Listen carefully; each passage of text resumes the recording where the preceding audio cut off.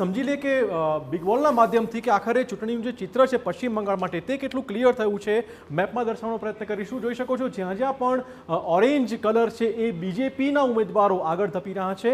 આ દાર્જિલિંગવાળું આખું ક્ષેત્ર છે, આ 24 પરગણાવાળું આખું ક્ષેત્ર છે. જ્યાં જ્યાં ભાજપ પહેલાં મજબૂત નહોતું ત્યાં અત્યારે ભાજપ ટીએમસીના ઉમેદવારને પછાડીને આગળ ધપી રહ્યું છે.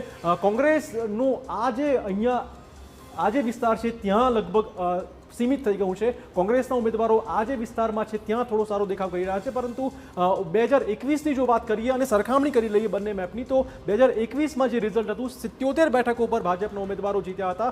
પીસીઆર નગીસ 2021નો મેપ બતાવે ઓડિયન્સને કેવી રીતે આ ચિત્ર ગયા વિધાનસભા ઇલેક્શનનું હતું. તમે જુઓ છો મોટા ભાગે અત્યારે ગ્રીન જે 21માં રિઝલ્ટ આવ્યું હતું ટીએમસીના ગઢ હતા. પરંતુ હવે 2026ની વાત કરીએ તો આખું આ ચિત્ર સંપૂર્ણપણે બદલાઈ ગયું હોય અથવા તો કટોકટી હોય તેવું ચોક્કસ લાગી રહ્યું છે. જોઈ શકો છો કેવી રીતે આ ભાજપના જે એરિયા જે નહોતા ત્યાં ભાજપના ઉમેદવારો અત્યારે આગળ ધપી રહ્યા છે. એટલે ઉપરમાં પણ તમે જુઓ તો અત્યાર સુધી ચિરાગ એ જે નોર્થ પાર્ટ હતો, આ નોર્થ પાર્ટ છે એ હંમેશા ભાજપનું ડોમિનન્સ રહેતું હતું. પરંતુ સાઉથમાં ટીએમસી વધારે એગ્રેસિવ હતું ને સાઉથમાં જે બીજા તબક્કામાં મતદાન થયું, ગઈ વખતે બીજા તબક્કાની 143 બેઠકોમાંથી 122 ટીએમસી લાવ્યું હતું. એટલે આ દબદબો જે અહીં ટીએમસીનો જોવા મળતો હતો સાઉથ ઝોનમાં, તે આ વખતે ભારતીય જનતા પાર્ટીએ કબજે કર્યો છે. અને એટલા માટે જ આ પરિણામ જોવા મળે છે, કારણ કે નોર્થમાં તો પકડ યથાવત છે. તો ચોક્કસ અહીંયા આંકડો આપણે બતાવી દઈએ. 144 બેઠકો પર ભાજપના ઉમેદવારો આગળ ધપી રહ્યા છે.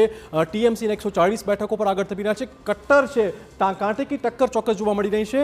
કોંગ્રેસના 7 ઉમેદવારો આગળ ધપી રહ્યા છે. અને આ ચોક્કસ જો રિઝલ્ટ યથાવત રહ્યું તો મજબૂત વિપક્ષ તરીકે પણ ટીએમસી આવી શકે છે. પરંતુ ભાજપની સત્તા બનશે કે નહીં હજુ પણ જોણે તોની પરિસ્થિતિ છે.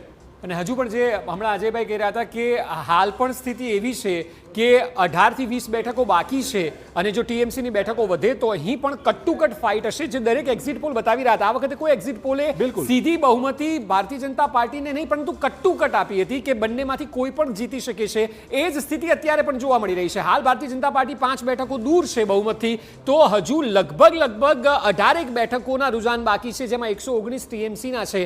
હવે આ કઈ બેઠકોના બાકી છે, કોનો સ્ટ્રોંગ હોલ્ડ છે આ બેઠકો ઉપર, એ સૌથી વધારે મહત્વનું